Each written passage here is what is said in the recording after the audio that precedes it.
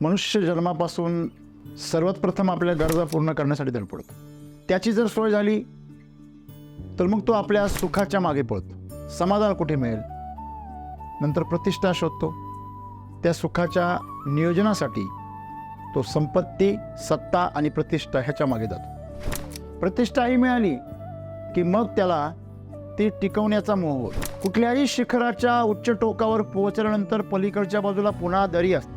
मग त्या शिखरावर टिकण्यासाठी जो प्रयत्न चालतो तो प्रयत्न म्हणजे संसार.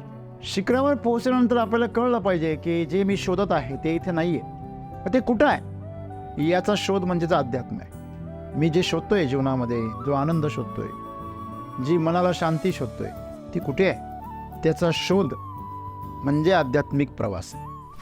जेव्हा रावणाचा वध करून प्रभू रामचंद्र अयोध्येमध्ये परत आले, राज्याभिषेक झाला, सर्व वानर सेनेला विनंती करण्यात आली की थोडा पाहुणचार घ्यावा आणि मग जावं. भव्य अशा समारंभाचं आयोजन करण्यात आलं, ज्याच्यामध्ये आभार प्रदर्शनाचं एक सोहळा ठेवण्यात आला.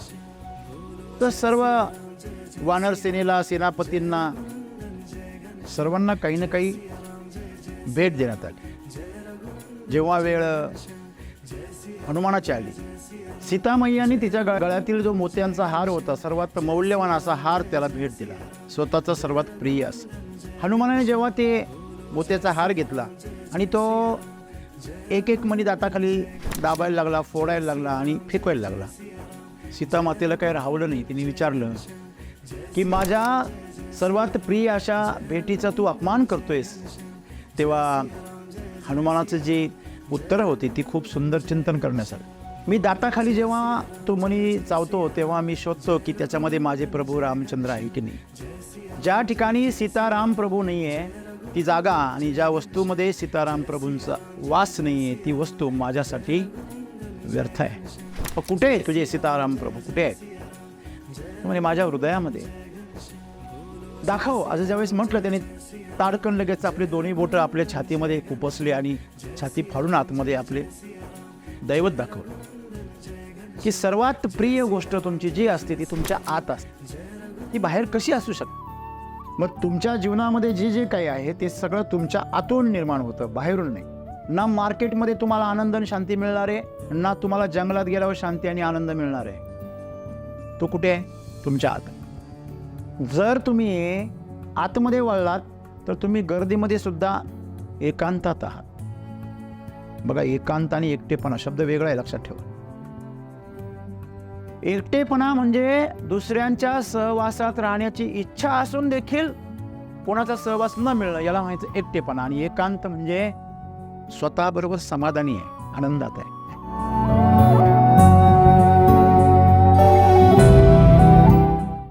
मित्र हो, मनुष्य जन्मापासून सर्वात प्रथम आपल्या गरजा पूर्ण करण्यासाठी धडपडतो. मग त्याच्या मूलभूत गरजा अन्न, वस्त्र, निवारा, इथून त्याच्या जीवनाची सुरुवात होते. त्याची जर सोय झाली तर मग तो आपल्या सुखाच्या मागे पळतो. सुख कुठे मिळेल, समाधान कुठे मिळेल, नंतर प्रतिष्ठा शोधतो. त्या सुखाच्या नियोजनासाठी तो संपत्ती, सत्ता आणि प्रतिष्ठा ह्याच्या मागे जातो. जेव्हा त्याला संपत्ती मिळते मग त्याला मान सन्मान हवा असतो. या समाजामध्ये त्याला एक मानाचं स्थान हवं असतं, ज्याला मी प्रतिष्ठा असं म्हणतो. प्रतिष्ठाही मिळाली की मग त्याला ती टिकवण्याचा मोह होतो. ज्याप्रमाणे प्रतिष्ठेचा एक स्तर आहे, तुमच्या कुटुंबामध्ये प्रतिष्ठा, समाजामध्ये प्रतिष्ठा, जिल्ह्यामध्ये, देशामध्ये, जगामध्ये, कुठल्याही शिखराच्या उच्च टोकावर पोहोचल्यानंतर पलीकडच्या बाजूला पुन्हा दरी असते. मग त्या शिखरावर टिकण्यासाठी जो प्रयत्न चालतो तो प्रयत्न म्हणजे संसार. शिखरावर पोहोचल्यानंतर आपल्याला कळलं पाहिजे की जे मी शोधत आहे ते इथे नाही आहे. ज्याच्या शोधामध्ये मी इथपर्यंत आलो ते इथं नाही. ते कुठं आहे याचा शोध म्हणजेच अध्यात्म आहे.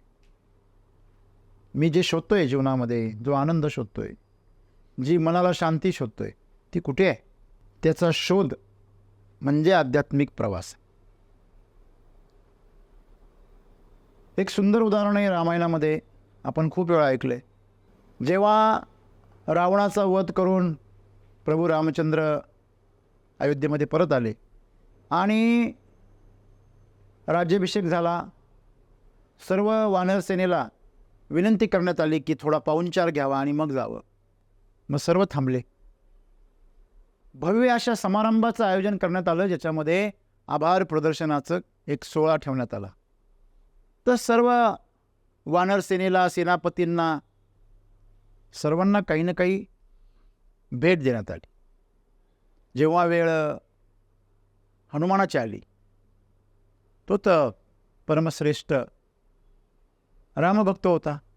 सीतामय्याने तिच्या गळ्यातील जो मोत्यांचा हार होता, सर्वात मौल्यवान असा हार त्याला भेट दिला, स्वतःचा सर्वात प्रिय असं. तुम्ही दुसऱ्याला काय देऊ शकता? जे तुमच्या सगळ्यात प्रिय आहे अशी गोष्ट फार तर देऊ शकता,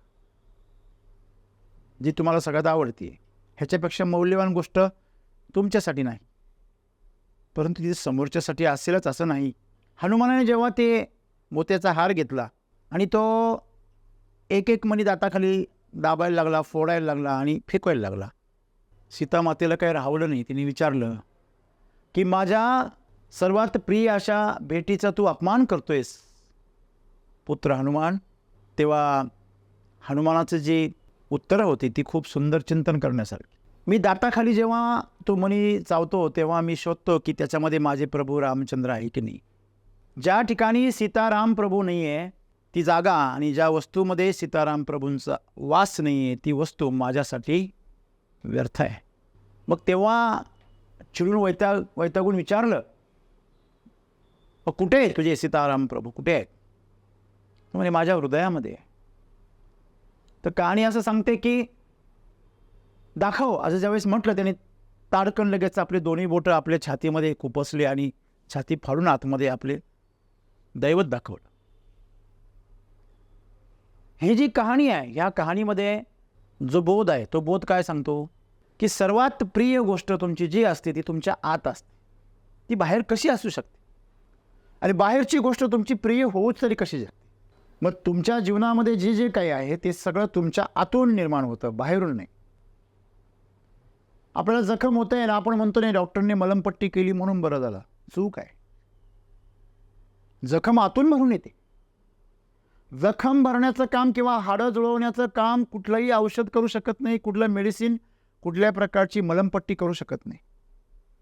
शरीरच करतं. मग ही मलमपट्टी व्यर्थ आहे का? नाही. बाहेरून होणारं इन्फेक्शन फक्त वाचवण्याचं काम ती मलमपट्टी करते. फक्त तेवढंसं काम आहे. कंपाऊंडमुळे आतल्या तुमच्या संपत्तीची सुरक्षा होते. याचा अर्थ संपत्तीचं वाढ नाही होत त्याच्यामुळे. हे फक्त एक कंपाऊंड आहे, संरक्षण वॉल. प्रकृतीच्या शिवाय कोणी काहीच करू शकत नाही. तुम्ही किती जरी व्हेंटिलेटरचं मशीन बसवलं म्हणून तुम्ही एखाद्याचे प्राण निर्माण करू शकत नाही. त्याच्यात प्राण असेल तर त्याला जिवंत करू शकता. तो प्राण आतमध्ये असायला लागतो. कुठलंही जालिम औषध का असेना पण ते त्या शरीराने साथ द्यायला हवी तेव्हा ते काम करतं. म्हणजे विलाज आतून होतो. बाहेरून आम्ही फक्त त्याच्यासाठी अनुकूल परिस्थिती निर्माण करू शकतो, बस एवढंच आहे. आणि म्हणून आज मनुष्य ज्या आनंदाच्या पाठीमागे आहे, ज्या मनशांतीच्या पाठीमागे, तुम्हाला माहिती आहे काय, माणसं मनोरंजन का करता? कारण मन सारखं टोचत राहतं आतमध्ये. काय खरं आहे तुझं? काय कमवलं तू आजपर्यंत? काय आयुष्य व्यर्थ वाया घालवलं? काय लोकांच्या संगती तुला? किती लोकांनी फसवलं तुला? हां, आणि एवढं सटल करून तुझ्या वाटेला असं दुःख, अपमान, विश्वासघात का करतोस? हे सगळं अशा प्रकारची व्यर्थ बडबड मनाची सतत चालू असते. मग त्या व्यर्थ बडबडीपासून बाजूला येण्यासाठी आम्ही त्याला कुठेतरी गुंतवतो, मनाला कुठेतरी मनोरंजन करायला लावतो. सगळ्यात सोपं असतं ते. स्वतःचं काहीच नसताना ते करायला माणसाला आवडतं. मनोरंजन म्हणजे फक्त प्रदर्शन आहे. फक्त प्रेक्षक म्हणून तिला जीवन जगायचं. प्रेक्षक म्हणून तुम्ही तुमच्या जीवनाचे साक्षीदार पाहिजे, दुसऱ्यांच्या नाही.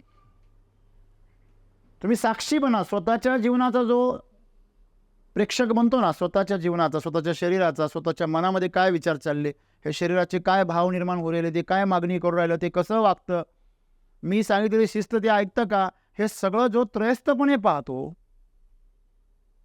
मनाकडे त्रयस्थपणे पाहतो, काय विचार चालले माझ्या डोक्यामध्ये आणि काय हे बरोबर आहे का, हे काय चाललंय, मी का करतो हे सगळं, मला काय अहंकार झाला आहे का, मी अज्ञानी का आहे, हे सगळं जेव्हा तुम्ही दूरून बघायला लागता, थोडंसं अंतर ठेवून, त्याला साक्षी असं म्हणतात. या लक्षामध्ये. आणि जेव्हा ह्याच गोष्टी आम्ही दुसऱ्याच्या पाहतो, त्याला आम्ही प्रेक्षक असं म्हणतो. दुसऱ्याच्या जीवनाकडे पाहणं हे प्रेक्षकाची भूमिका आहे, आणि स्वतःच्या जीवनाकडे पाहणं ही साक्षीची भूमिका आहे. साक्षी जर तुम्हाला होता आलं तर तुम्हाला कळेल तुमच्या जीवनात नक्की काय होतं. आजारी आपण पडतो आणि तपासायला डॉक्टरकडे जातो. खरं तर तुम्ही आतमध्ये कधी डोकावूनच पाहत नाही, म्हणून तुम्हाला डॉक्टरकडे जावं लागतं. हां, डॉक्टरकडे निदान करण्यासाठी नाही जावं लागलं पाहिजे, उपचारासाठी तुम्ही जरूर जाऊ शकता. जर यांत्रिक उपचारांची तुम्हाला गरज असेल तर तुम्ही डॉक्टरकडे गेलंच. परंतु सामान्यपणे तुम्ही जर स्वतःचा बोध विकसित केला, तुमची अंतर्दृष्टी जर जागृत केली, तर तुम्हाला काय होतं आणि ते कशामुळे होतं याचं निदान करायला तुम्हाला तिसऱ्या माणसाची गरज नाही, दुसऱ्या माणसाची.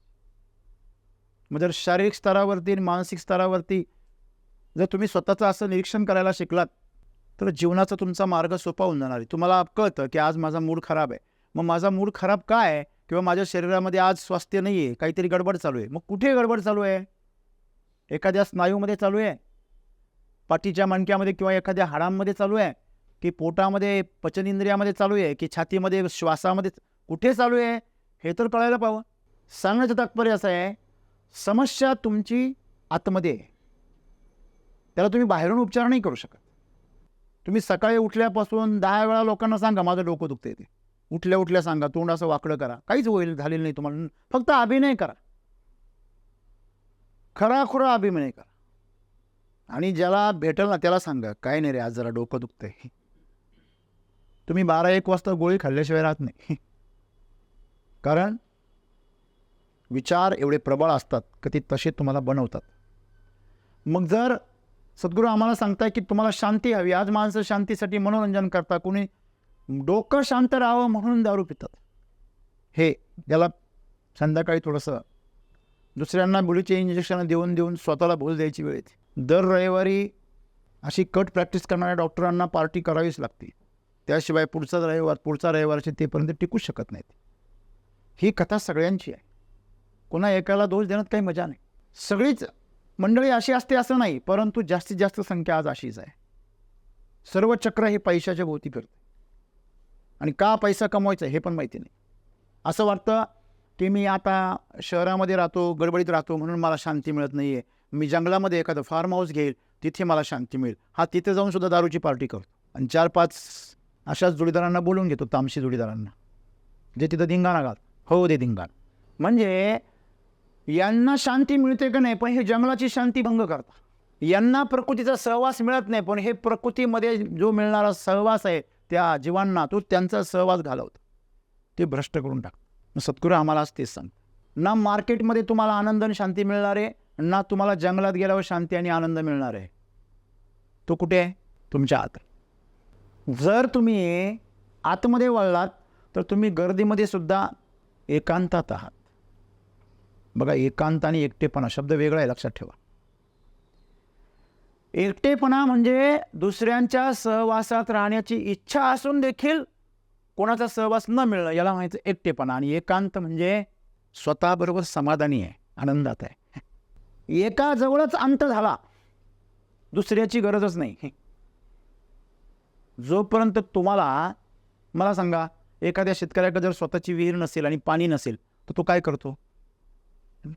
दे रे बाबा, ह्याच्याकडनं घेतो, त्याच्याकडनं घेतो, ह्याच्याकडनं घेतो, सगळ्यांकडनं उसणं पाणी घेण्याचा प्रयत्न करतो. ज्याच्याकडे बैल नसतो स्वतःचा तो काय करतो, किंवा ट्रॅक्टर नसतो, दुसऱ्याला मदत करायला मागतो, देतो का रे बाबा, हे तो का रे बाबा, तो त्याचं पेरणी झाली का मग याला देतो.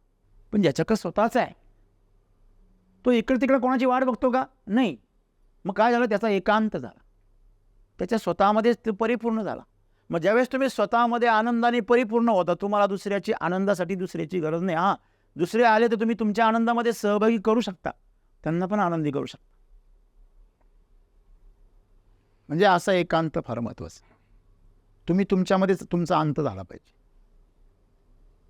जरी तुम्ही तुम्हाला विस्तारित केलं तर त्याच्यामध्ये तुम्ही सर्वांना समावेशित केलं पाहिजे. हां, चला तुम्ही पण माझ्यामध्ये समाविष्ट होऊन जा, काही प्रॉब्लेम नाही, समस्या नाही. पूर्वी आश्रम होते, ब्रह्मचर्य आश्रम, नंतर गृहस्थाश्रम, नंतर वानप्रस्थाश्रम. वानप्रस्थाश्रम म्हणजे जंगलामध्ये जायचं. का? वनात जायचं. का जायचं? कारण हे जे माया मोह आहे याच्यापासून थोडं अंतर तयार करायचं.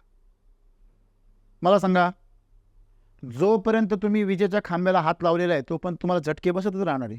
संसार म्हणजे विजेचा खांब आहे. तुम्हाला थोडे लहान मोठे झटके देत राहणार आणि फार मोठा झटका बसला तर जाळून टाकणार. तुम्हाला जर त्याच्यापासून वाचायचं असेल तर अंतर तयार करावं लागेल. मग ते अंतर म्हणजे वानप्रस्थाश्रम.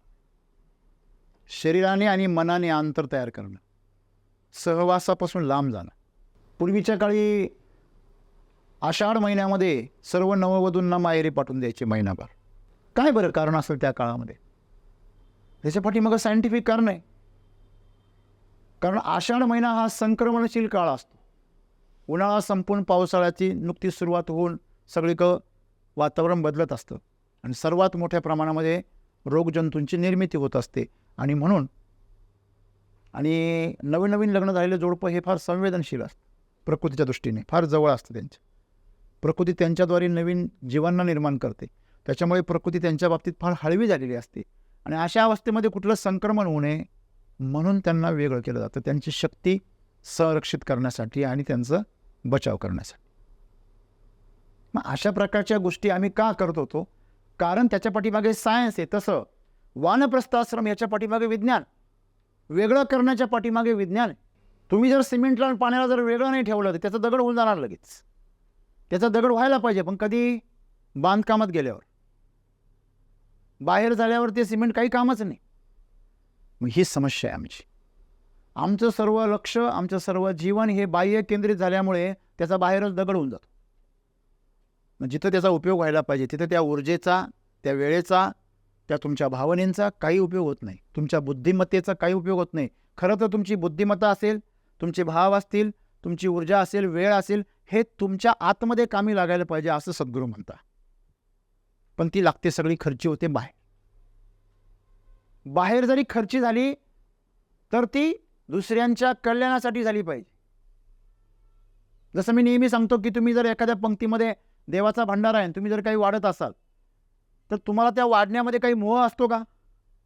का माझा पाहुणा आहे किंवा कोणी ओळखीचं नसतं, सगळं अपरिचित असतात, त्यांना आम्ही वाढतो.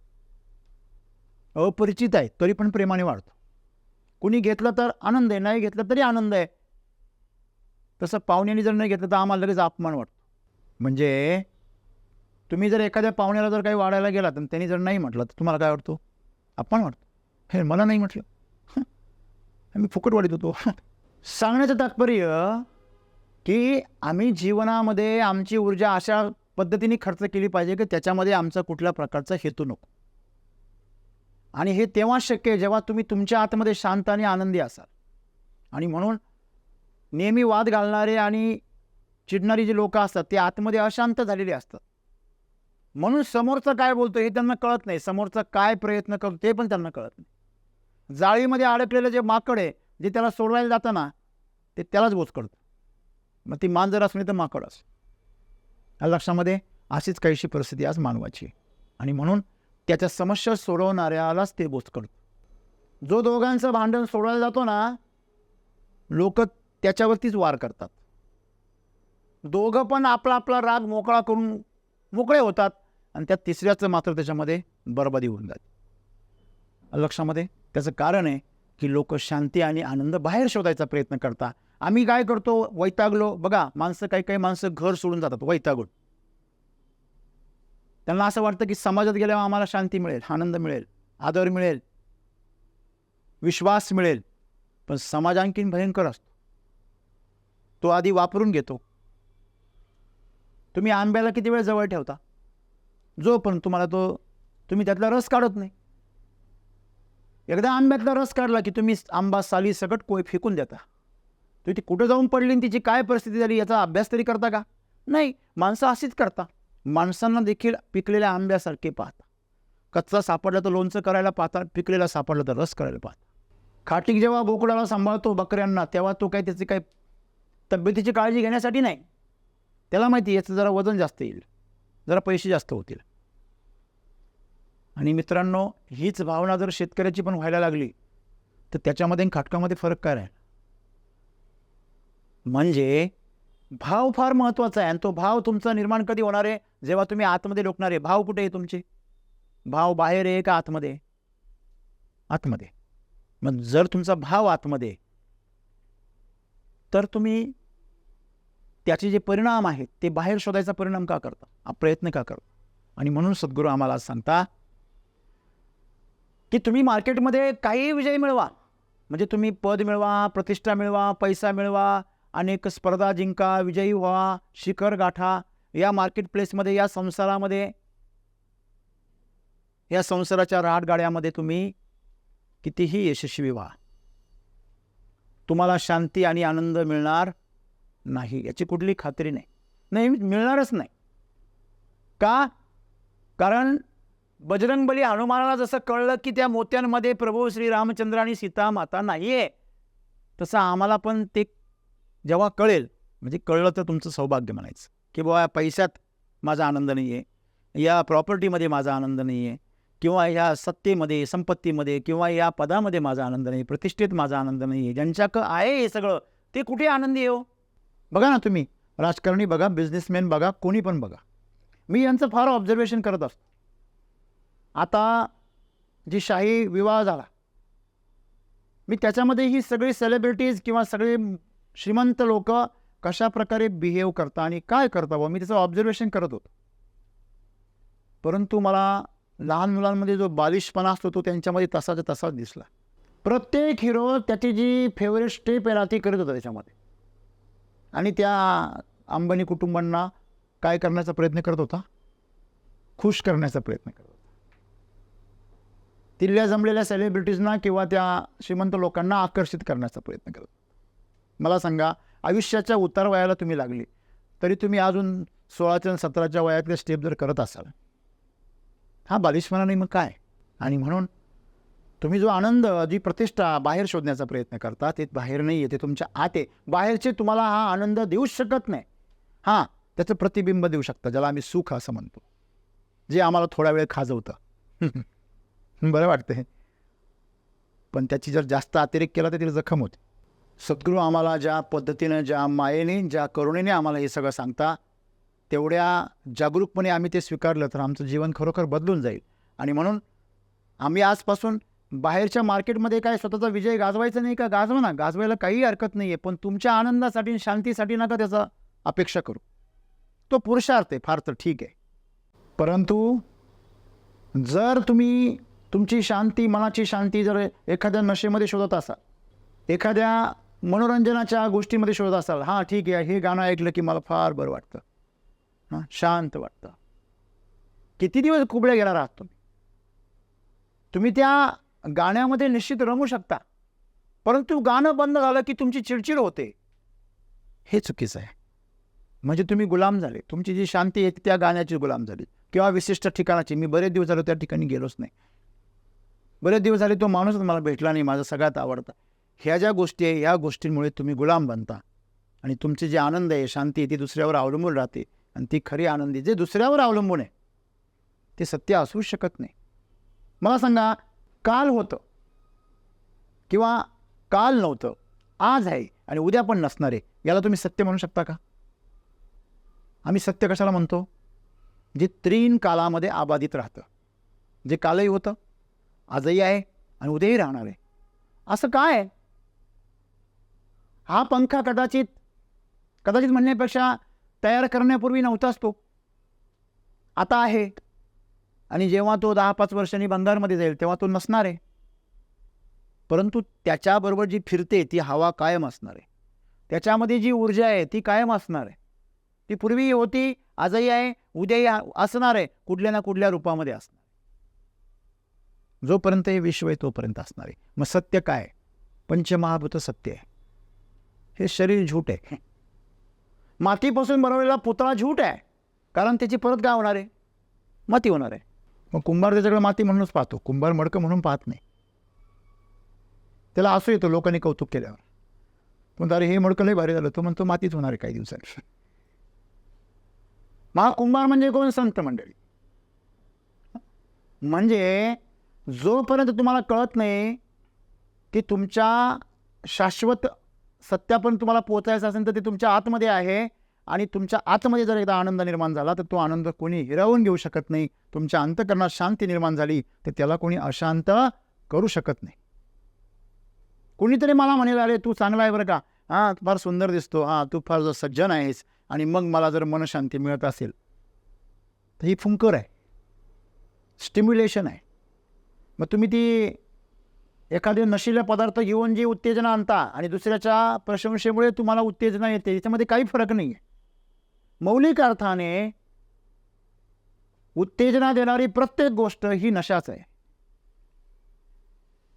त्या लक्षामध्ये.